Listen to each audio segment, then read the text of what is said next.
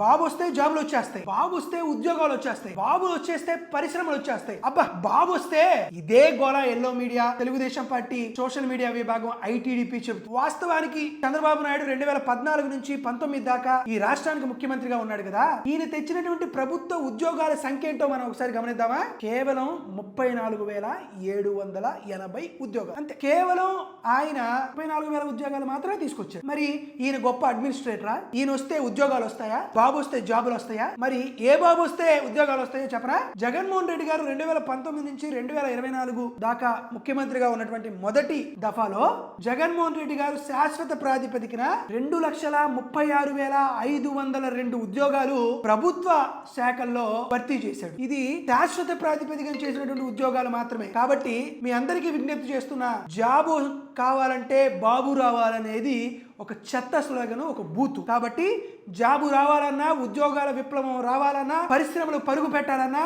జగన్మోహన్ రెడ్డి గారికి ఓటేయండి. ఈ రాష్ట్రాన్ని సుసంపన్న రాష్ట్రంగా మార్చుకోండి.